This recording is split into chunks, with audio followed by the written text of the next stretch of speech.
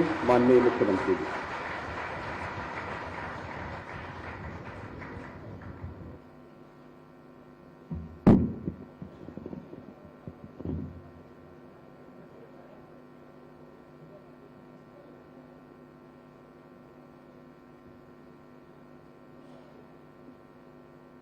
माननीय मुख्यमंत्री जी।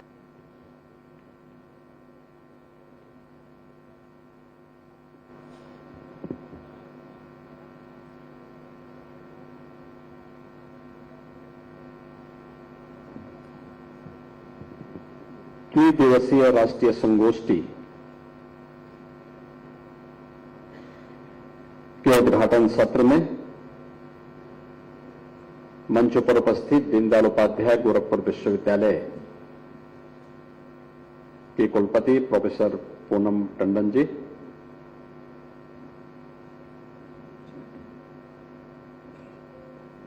विशिष्ट अतिथि के रूप में उपस्थित नालंदा विश्वविद्यालय के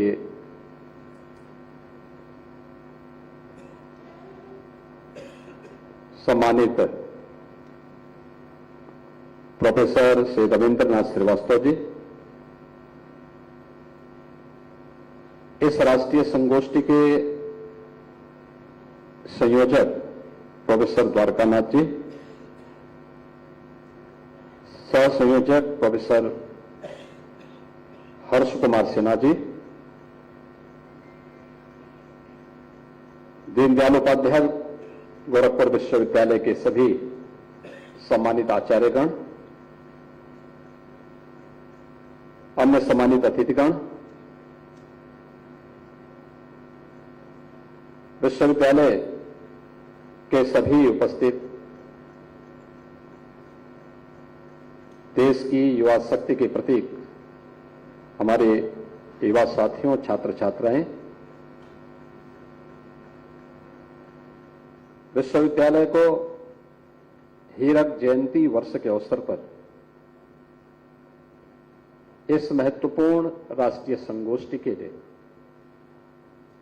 मैं हृदय से बधाई देता हूं और इस संगोष्ठी की प्रासंगिकता इसलिए भी महत्वपूर्ण हो जाती है कि भारत की एक ऐसी विशिष्ट विधा पर आधारित राष्ट्रीय संगोष्ठी है जिसका दिग्दर्शन अभी हाल ही में महाकुंभ प्रयागराज के अवसर पर देश और दुनिया ने किया है। सज्जनों, दुनिया के अंदर लगभग 200 देश हैं। उन सब की अपनी पहचान है, अपनी परंपराएं रही हैं, अपनी विशिष्टता भी है।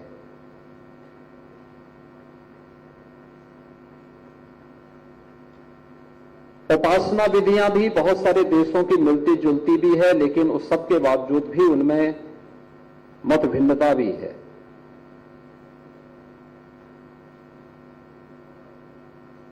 लेकिन दुनिया के अंदर जो प्रभावशाली देश हैं, उन सब की जो अपनी विशिष्ट पहचान है, किसी ने व्यापार में पारंगत हासिल की है, किसी ने दुनिया के अंदर अपनी कला के माध्यम से अपनी पहचान बनाई है, किसी ने अपने नवाचार के माध्यम से दुनिया के अंदर अपनी मजबूत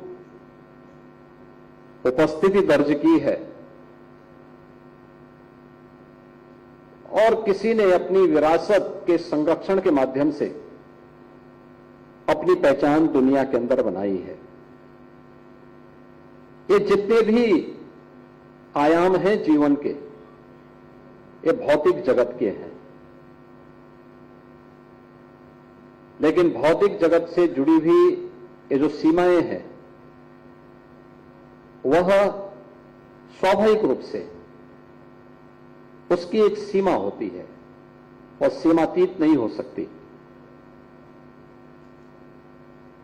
दुनिया के अंदर एक देश है जिसने इन भौतिक सीमाओं का अतिक्रमण करके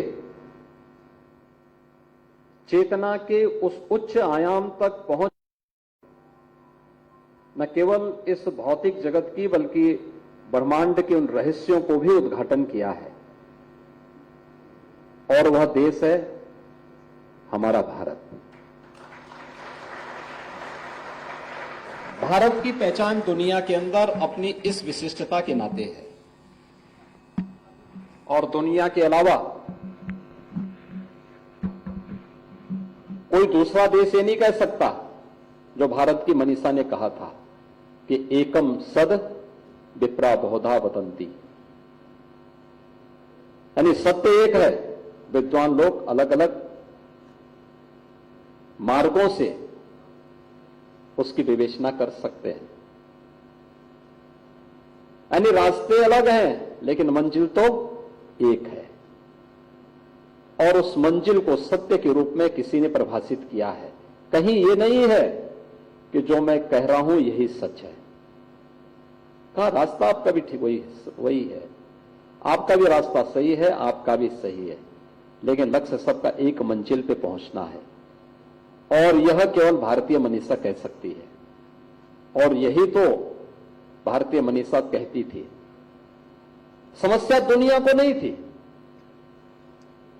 समस्या तो हमारे अपने लोगों को थी। यही तो कहा था हमारे लोगों ने। इसी बात के लिए हमारे ऋषियों ने कहा था कि मानो तो गंगा मैया है, न मानो तो बहता पानी है। और जब हमने विश्वास किया, हमने उसको महत्व दिया, स्वयं वहां पर आकर के देश के प्रधानमंत्री मां गंगा की आरती उतार करके जल का आचमन किए, पूरी दुनिया टूट पड़ी, प्रयागराज आने को उतावली हो गई। 66 करोड़ से अधिक श्रद्धालु प्रयागराज में आकर के मां गंगा में स्नान भी करता है और आचमन भी करता है। और यही भारत की अध्यात्म की ताकत है। यह अध्यात्म की ताकत भौतिक जगत के बंधनों से बंध नहीं सकती है। भारत की ऋषि परंपरा ने चेतना के अपने उस विस्तार के माध्यम से यही विस्तार उसे दिया है, और यह भारत की सही पहचान है। यह कहना कि भारत के परंपरा ने टेक्नोलॉजी पर विश्वास नहीं किया, ध्यान नहीं दिया, मुझे लगता है कि यह अपने को आंकने में हो रही कमी है।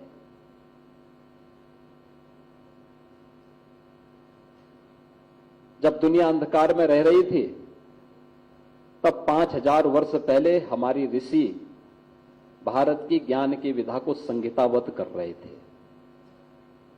याद करिए, हम भगवान वेद व्यास का स्मरण करते हैं। प्रतिवर्ष गुरु पूर्णिमा का आयोजन पूरी भव्यता के साथ करते हैं। हमने कृष्ण द्वैपायन व्यास को गुरुओं का भी गुरु क्यों बनाया? क्योंकि उन्होंने उस विशिष्ट विधा के माध्यम से भारत की ज्ञान परंपरा को लिपिबद्ध करके आने वाली पीढ़ी के लिए भी इतने विस्तृत रूप में प्रस्तुत कर दिया, जो कार्य कभी नहीं हो पाया था। श्रवण परंपरा से, गुरु शिष्य की परंपरा से अलग हटकर के भी अगर कोई इसके बारे में जानने का इच्छुक है, तो हम उसको संहिताबद्ध रूप से इसे प्रस्तुत करेंगे, उसको देंगे। और भारत ने अपने ज्ञान की पूरी परंपरा को, दुनिया के अंदर ज्ञान की इस पूरी परंपरा को, महाभारत इस बात की घोषणा कर सकता है कि धर्म, अर्थ, काम और मोक्ष, जो ये चार मानवीय पुरुषार्थ हैं, इनसे जुड़ा हुआ जो कुछ भी इस ग्रंथ में है वही दुनिया में है। जो इसमें नहीं वो दुनिया में कहीं नहीं है। दुनिया का कोई दूसरा ग्रंथ इस प्रकार की घोषणा नहीं कर सकता है जो महाभारत कर चुका है। केवल इस भौतिक जगत ही नहीं, ब्रह्मांड के उन ज्ञान के रहस्यों के बारे में अगर आपको जानना है, तो भारत का उपनिषद उसका सबसे बड़ा भंडार है, सबसे बड़ा भंडार है। समस्या दुनिया को नहीं थी, तो समस्या हमारे में थी, जो हम लोगों ने इनसे अपने को दूर कर लिया और परिणाम हमारे सामने है। जो दुनिया हमारे पीछे भागती थी, हम उस दुनिया के पीछे भागने लग गए। आपने बदलते हुए भारतवर्ष को देखा है 10 वर्ष में। पहले भारत को कोई नहीं पूछता था, पहचान का संकट था। 10 वर्ष में एक बदले हुए भारत को आप देख रहे हैं। हर कोई भारत आना चाहता है, हर कोई भारत के साथ अपना संबंध ठीक करना चाहता है, हर कोई भारत पर गौरव की अनुभूति करता है। भारत की योग की विधा को आज दुनिया के 193 देश कर रहे हैं। चीन जैसा नास्तिक भी अपने यहां योग के विशिष्ट आयोजन करता है, विशिष्ट आयोजन करता है। जिस चीन का धर्म पर विश्वास नहीं, जिसने धर्म को अफीम के रूप में तुलना की है, वह भी अब बौद्ध दर्शन पर अपने यहां शोध कर रहा है।